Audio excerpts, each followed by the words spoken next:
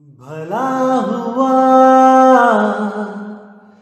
मेरी माला टूट गई, मैं राम भजन से छूटी। भला हुआ मेरी माला टूट गई, मैं राम भजन से छूटी। मेरे सिर से टली बला, भला हुआ मेरी माला टूट गई, मैं राम भजन से छूटी। मैं राम भजन से छूटी। नमस्कार मेरे प्यारे भाइयों, मेरे परमात्मा के प्यारे जीव हंसों। मैं हमेशा मालिक से यही दुआ करूंगा कि आप सब मेरे भाइयों का विवेक पहले से ज्यादा और ज्यादा और ज्यादा से ज्यादा बढ़ता ही जाए। बस मेरे दिल की यही अरदास है कि ऐसी कोई चीज ना रहे जो आपको समझ ना आए। हर चीज आपको बिल्कुल क्रिस्टल क्लियर होती जाए।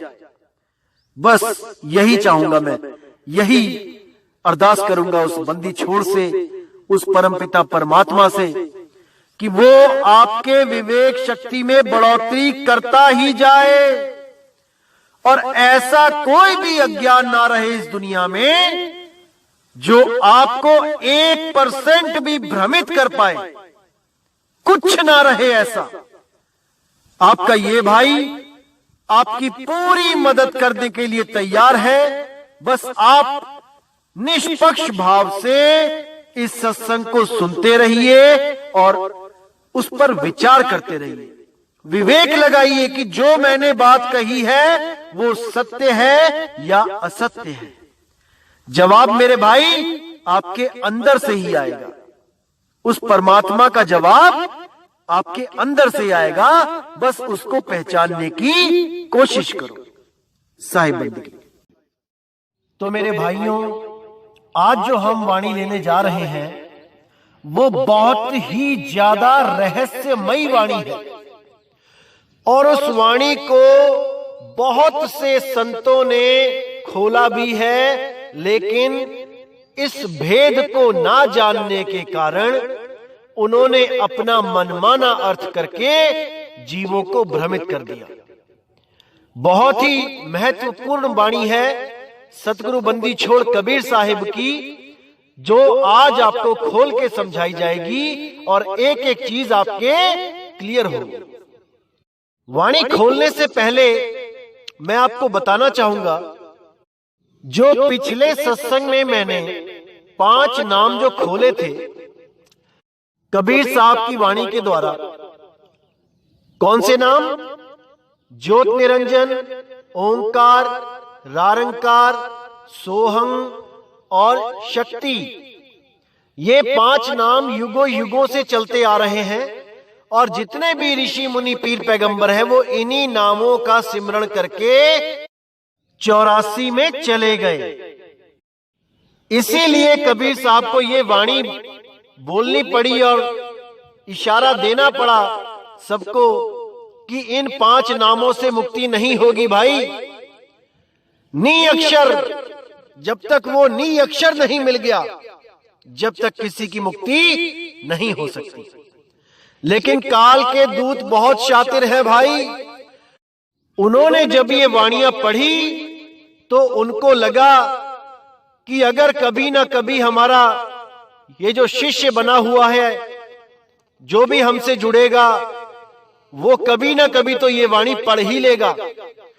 तो उन्होंने बहुत ही शातिर तरीके से इन 5 नामों में जो शक्ति नाम था उसको हटा दिया और वहां पर कबीर साहब और नानक साहब ने जिस सतनाम की महिमा गाई है उस सतनाम को फिट कर दिया, ताकि अगर ये वाणी कल को किसी के हाथ लग भी जाए तो वो इस भ्रम में भूला रहे कि हमारे गुरु तो शक्ति नाम ही नहीं देते, वो तो सतनाम जपवाते हैं और सब संतों ने कहा है सतनाम जपो। इसी भ्रम में जितने भी जीव पड़ते हैं वो सब 84 में चले जाते हैं और इसी चीज का फायदा उठाकर ये अधूरे गुरु सतगुरु बने रहते हैं। भले ही ये वाणियां कोई पढ़ भी ले, सुन भी ले, तब भी जो उनका विश्वास होता है गुरु पर से नहीं हटता, क्योंकि उनके मन में कहीं ना कहीं यही बात चल रही होती है कि हम कौन सा काल का नाम जप रहे हैं, हम तो सतनाम जप रहे हैं। सतनाम 5वीं रूहानी मंडल है, वहां पहुंच के हमें सतनाम परमात्मा मिलेगा। इसी भ्रम में बेचारे 84 में चले जाते हैं। तो इसीलिए कबीर साहब ने उन लोगों को क्या बोला कि तुम्हें मोतियाबिंद हो गया है। मोतियाबिंद हो गया मतलब जैसे हम बोलते हैं कि अंधे 2 प्रकार के होते हैं। एक तो होता है आंखों का अंधा जो कुछ देख नहीं सकता, और एक होता है अकल का अंधा जो सब कुछ देखते हुए भी कुछ नहीं देख पाता। इसी तरह मोतियाबिंद भी 2 प्रकार के होते हैं। एक मोतियाबिंद होता है जो आंख में फिजिकली हो जाता है, जिसका इलाज डॉक्टर कर सकते हैं, और एक मोतियाबिंद होता है जिसका इलाज डॉक्टर नहीं कर सकते। वो मोतियाबिंद अकल में होता है। अकल की आंख को, विवेक को मोतियाबिंद हो जाता है। इसीलिए साहिब बोलते हैं फूटी आंख विवेक की और लखे न संत असंत, जाके संग 10-20 हैं वाको नाम महंत। कि जब आप यही बात किसी गुरु के शिष्यों से करोगे कि ये 5 नाम तो काल के नाम जपवा रहे हैं बाबा जी, तो वो क्या कहेंगे, अरे इतनी करोड़ों की संगत, वो क्या पागल है, इतना दिमाग तुम्हारा ही चला, इतने लाखों करोड़ों लोग हैं उनके पास दिमाग ही नहीं है। इसीलिए साहिब ने बोला जाके संग 10-20 हैं वाको नाम महंत, और फूटी आंख विवेक की लखे न संत असंत। विवेक की आंख में मोतियाबिंद हो गया है। इसीलिए ये वाणी साहिब ने बोली है मेरी नजर में मोती आया है। और इस वाणी को सुना सुना के लोग आपको भ्रमित करेंगे कि ये मोती परमात्मा के लिए बोला है, कि मुझे परमात्मा का दीदार हो गया है, वो हीरे मोती पन्ने, इस भाव से बोलेंगे। बिल्कुल नहीं, ये कबीर साहब की चेतावनी वाणी है, इसको अच्छी तरह समझ लो। मेरी नजर में मोती आया है, ये जीवों के लिए बोला है कि इतना कुछ बताने के बाद भी तुम्हारी विवेक की आंख में मोतियाबिंद आया हुआ है। कोई कहे हल्का, कोई कहे भारी, दोनों भूल भुलाया है। कोई कहता है हल्का, कोई कहता है भारी। इसका क्या मतलब है?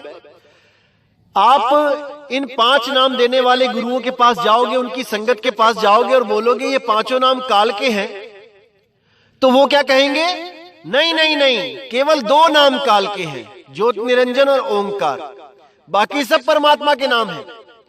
और किसी और गुरु के पास जाओगे, वो कहेगा नहीं नहीं नहीं, 3 नाम काल के हैं, ज्योत निरंजन ओंकार निरंकार। और कुछ आपको कहेंगे कि 4 नाम काल के हैं, 5वां नाम सतनाम काल का नहीं है। तो अपनी अपनी तरफ से आपको भ्रमित करने की कोशिश करेंगे कि 2 काल के हैं, कि 3 काल के हैं, कि 4 काल के हैं। और किसी और गुरु के पास जाओगे जो कान में फूंक मारते हैं, या जो ओम तत् सत को परमात्मा का नाम बताते हैं, इन्हीं 52 अक्षरों को, जो श्वासों में सतगुरु सतनाम जपवाते हैं, ये लोग आपको क्या बोलेंगे कि ये 5 काल के हैं, ज्योत निरंजन ओंकार अरंकार सोहंग सतनाम, ये 5 काल के हैं। तो इसीलिए बोला कोई कहे हल्का, कोई कहे भारी, दोनों भूल भुलाया है। अरे मेरे भाई, ये 5 नाम काल के हैं क्योंकि ये 52 अक्षरों वाले नाम हैं, और जो तुम दे रहे हो वो भी काल के नाम है क्योंकि वो भी 52 अक्षर के नाम है। दोनों भूल भुलाया है, ये दोनों ही भूले हुए हैं। मेरी नजर में मोती आया है। तो आगे क्या कहते हैं? अब कहते हैं ब्रह्मा विष्णु महेश्वर खाके तिन्हू खोज न पाया है, शंकर शेष और शारद हारे पढ़ रटी गुण बहु गाया है। तो कहते हैं ब्रह्मा विष्णु महेश भी युगों युगों तक भक्ति समाधि में बैठे रहे, लेकिन वो भी उस भेद को ना जानने के कारण उस परमात्मा को नहीं प्राप्त कर पाए। किसको प्राप्त किया फिर उन्होंने? ब्रह्म स्वरूप को। और तीनों ही ब्रह्म स्वरूप में स्थित होकर ब्रह्म ज्ञान को प्राप्त हो गए और सृष्टि के रचयिता बन गए। जैसे आप कोई भी पुराण पढ़ते हो, शिव महापुराण पढ़ते हो, तो उसमें लिखा है कि शिव जी ही इस सृष्टि के रचयिता हैं, इस सृष्टि को बनाने वाले हैं। विष्णु महापुराण पढ़ते हो तो विष्णु जी को बोला गया है कि वो सृष्टि का विस्तार करते हैं। और जब कोई और पुराण पढ़ते हो तो उस भगवान की, उस देवता की महिमा गाई जाती है कि वही सृष्टि का रचयिता है। अरे मेरे भाई, हर जीव जब भक्ति करके ब्रह्म अवस्था को पहुंचता है तब वही सृष्टि रचयिता कहलाता है। आप भी, मैं भी, सबके सब ब्रह्म अवस्था को अगर प्राप्त कर लेंगे तो हम सब ही भगवान कहलाएंगे, हम सब ही शिव कहलाएंगे। ये एक अवस्था है। इस दुनिया में कोई एक ब्रह्म नहीं है कि एक ब्रह्म ही सारी दुनिया का विस्तार करता है। हमारे जितने भी हम जीव हैं, हमारा एक स्वरूप ब्रह्म स्वरूप भी है।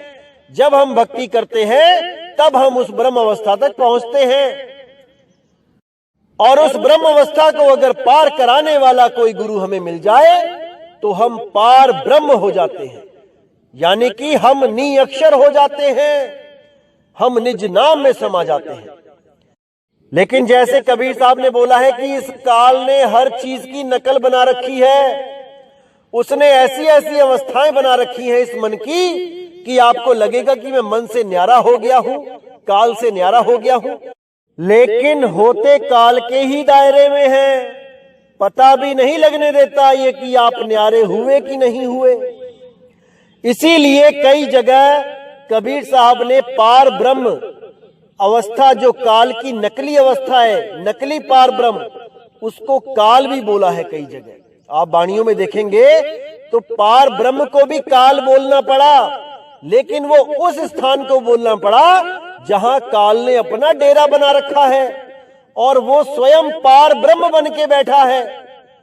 इसलिए कई जगह पार ब्रह्म को महाकाल भी बोला गया, लेकिन ये परमात्मा के लिए नहीं बोला गया, ये उस काल के लिए बोला गया जो रंग रूप बदल के पार ब्रह्म बन के बैठा है, जीवों को उलझाने के लिए, ये उसके लिए बोला गया। यही निअक्षर बन के बैठा है। इसीलिए कई जगह कबीर साहब को इनका खुलासा करना पड़ा। तो कहते शंकर शेष और शारद हारे पढ़ रटिक बहुगुण गाया है।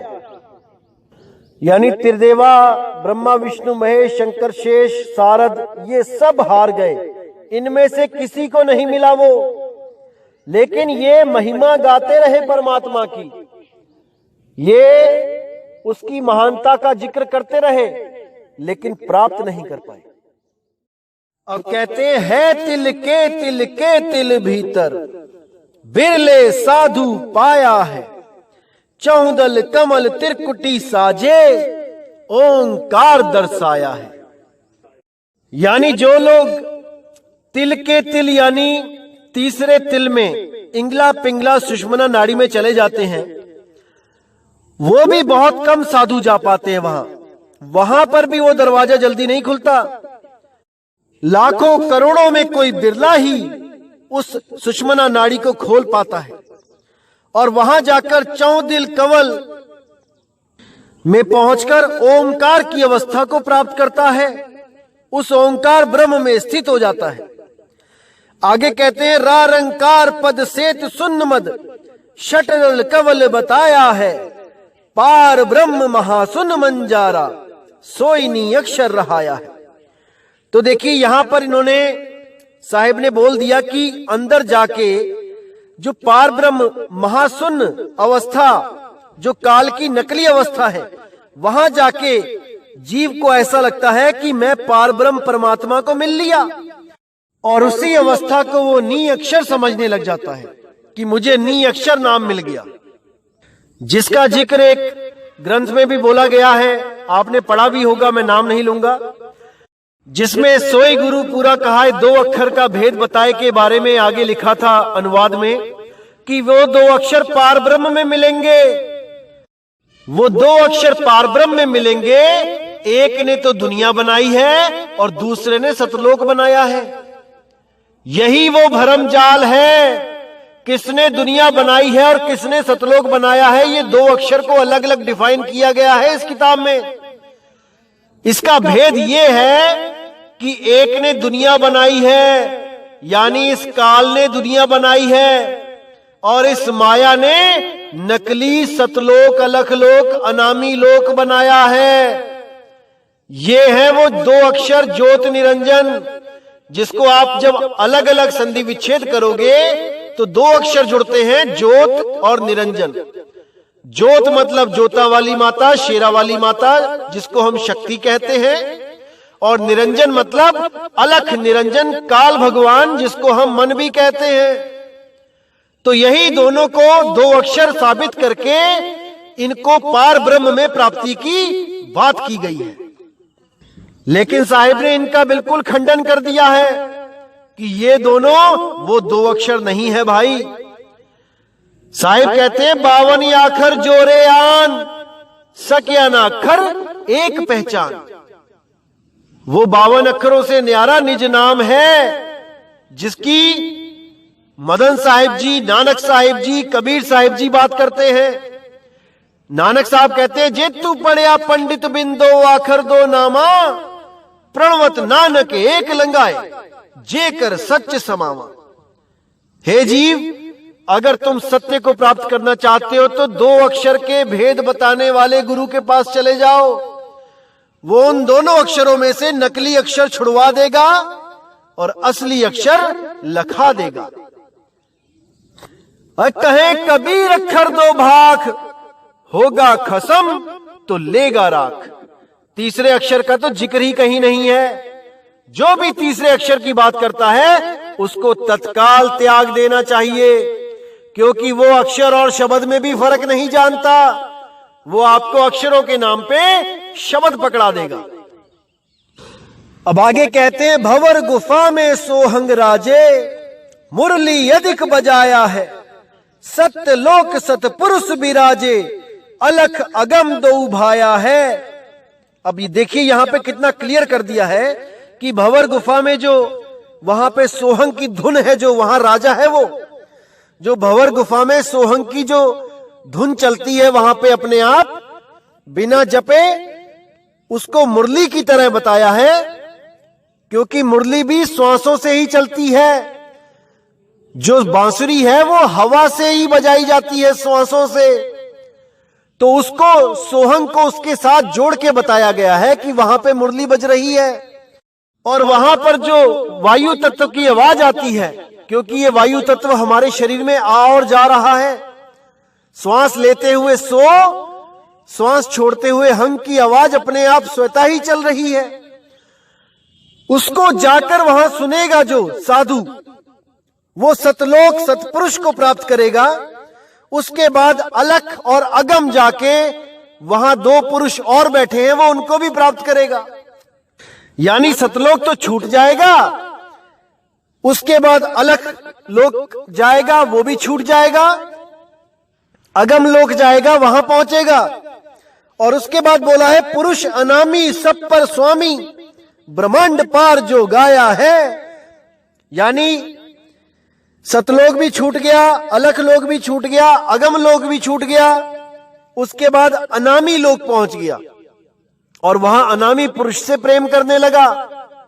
इसी के बारे में कई बार किताबों में लिखा होता है कि हमारा पंथ तो सतलोक से भी 2 पौड़ी ऊपर का है और कई लोग तो कहते हैं 3 पौड़ी ऊपर का है। अपने अपने पंथों के नाम, उन्हीं के नाम पे धाम बना देते हैं और कहते हैं हम तो सतलोक से भी ऊपर, उसके भी ऊपर, उसके भी ऊपर लेके जाते हैं आपको। मूर्ख बना रखा है, मूर्ख, सबको मूर्ख बना रखा है इन लोगों ने।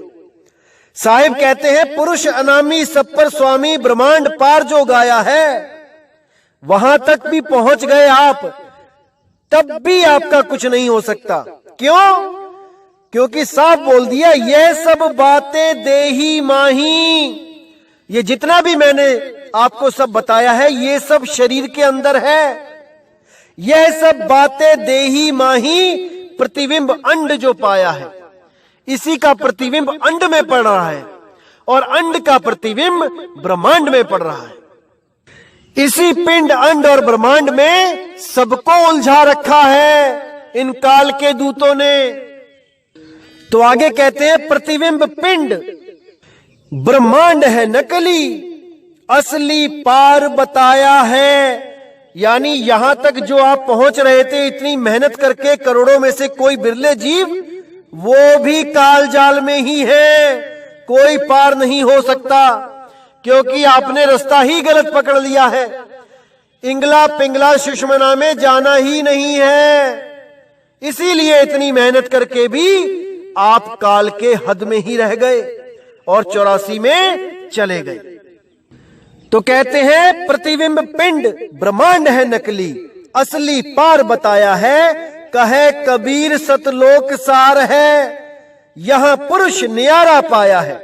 अब देखो, इसी वाणी में कबीर साहब ने कहा कि सतलोक के आगे अलख, अगम, अनामी, ये 3 लोक और हैं।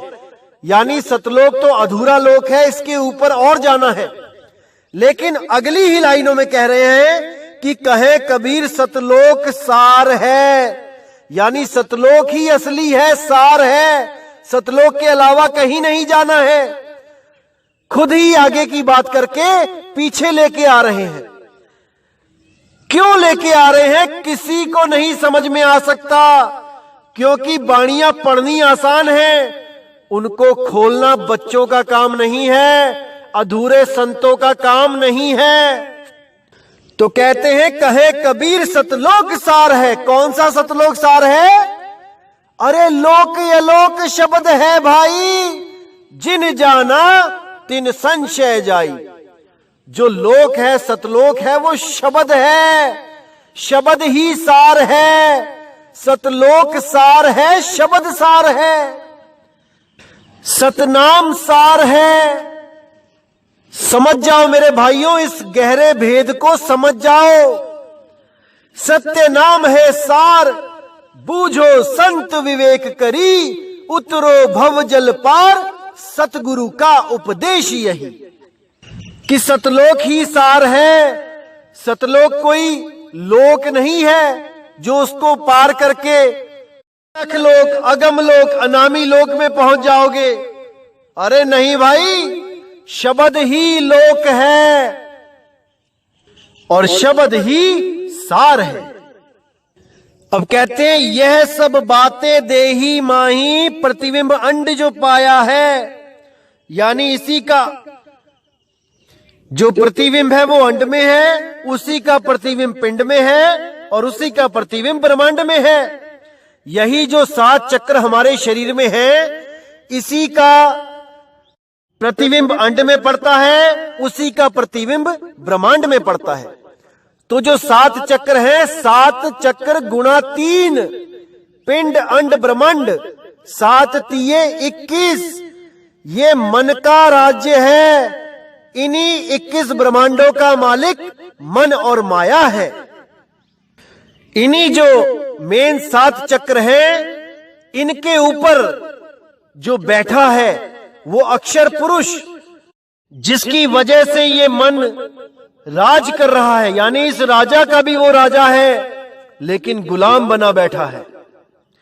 उस अक्षर पुरुष के अंडर में 7 संख ब्रह्मांड बताए गए हैं। वो गुप्त भेद है भाई। इन 7 चक्रों के ऊपर वो अष्टम चक्र पे जो अक्षर पुरुष बैठा है, वो मूल कमल का जो राजा है, वो अपने आप को भूल के इन 7 चक्रों में उलझा पड़ा है। इसीलिए बोला है कि वो राजा होता हुआ भी कभी कुछ कभी कुछ कभी कुछ बनता जा रहा है, गर्भजून में उलझा पड़ा है। इसीलिए बोला ओम काया मरमर जाए, सो हम फिर धक्का खाए। वो अक्षर पुरुष अपने आप को ना जानने के कारण इन्हीं 7 चक्रों में मन के द्वारा उलझाया गया है। वो अक्षर पुरुष कौन है? वो अविनाशी कौन है? उसका भेद प्राप्त करना है। ये वही अक्षर पुरुष है जिसकी वजह से ये डाल और टहनियां और पत्ते ये सब टिके हुए हैं। अरे अक्षर पुरुष एक पेड़ है, निरंजनवा की डार, तिरदेवा शाखा भये ये पात रूप संसार। उस अक्षर पुरुष को पहले जानना पड़ेगा। जिस अक्षर पुरुष की फोटो बनाने में कोई भी गुरु समर्थ नहीं है। अगर आपके पंथ में अक्षर पुरुष का जिक्र हो रहा है तो आप अपनी किताबें खंगालिए और देखिए कि क्या वहां पर अक्षर पुरुष का केवल नाम लिखा गया है या उसका चित्र भी बनाया गया है। सबका चित्र बनाया जा सकता है, लेकिन अक्षर पुरुष का चित्र किसी ने नहीं बनाया होगा, और अगर बनाया भी होगा तो केवल और केवल काल्पनिक, क्योंकि अक्षर पुरुष का चित्र बनाना संभव ही नहीं है। संभव ही नहीं है। वो तब पता लगता है जब गुरु उसका भेद बताता है। तो वही अक्षर पुरुष का निज ठिकाना है अष्टदल कमल। जो 8वां कमल है वहां से वो भूला हुआ है, और उसी में जब वो पहुंच जाता है तो वो इन 7 संख्य ब्रह्मांड का राजा कहलाता है। अभी वो गुलाम है, क्योंकि वो मूल को भूल चुका है। क्योंकि आप कोई भी पेड़ देखोगे उसका मूल, उसकी जड़ गुप्त होती है जमीन में, और तना सारी की सारी ताकत डाल को, शाखाओं को, फल फूल को खड़ा करने में झोंक देता है, सारी ताकत लगा देता है, लेकिन मूल को प्राप्त नहीं कर पाता। लेकिन जब सतगुरु बंदी छोड़ दया करते हैं तो वो मूल को प्राप्त कर लेता है, और सारी ताकत जो उसने ऊपर की तरफ दी हुई होती है, जिसकी वजह से पूरा ब्रह्मांड चल रहा होता है, ये सारी कायनात चल रही होती है, उस ताकत को वो रोक देता है। वो सारी शक्ति जो मन को, माया को, 3 गुणों को दे रहा होता है, वो सारी शक्ति को देना बंद कर देता है, और सारा ध्यान मूल में लगा के इस सृष्टि का खात्मा कर देता है। अब दोबारा ये सृष्टि नहीं बनेगी, क्योंकि ये सृष्टि को बनाने में केवल अक्षर पुरुष का ही हाथ होता है। अक्षर पुरुष के द्वारा ही काल की उत्पत्ति होती है, इसीलिए वो उलझ जाता है। अब वो काल को दोबारा पैदा नहीं करेगा, क्योंकि वो मूल को जान चुका है, अपने आप को जान चुका है। ये बहुत ही ज्यादा गहरा ज्ञान है भाइयों। विवेक लगाओगे तो समझ में आ जाएगा, लेकिन विवेक तो लगाना पड़ेगा।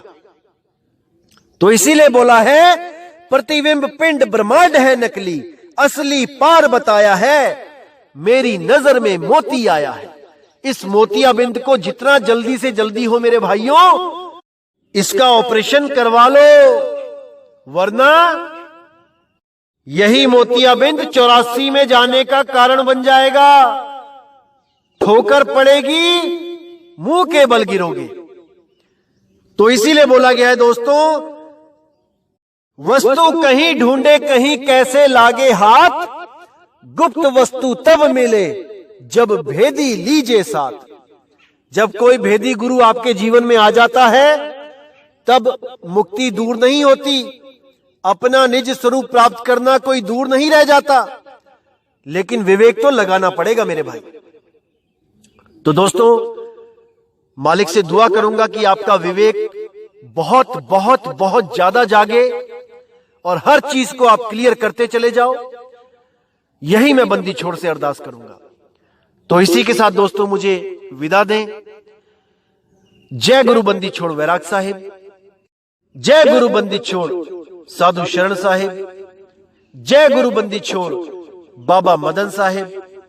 जय जय सतगुरु बंदी छोड़ सतगुरु सत्य कबीर साहिब की सदा ही जय हो, सदा ही जय हो मेरे मालिक की साहिब बंदगी सतनाम।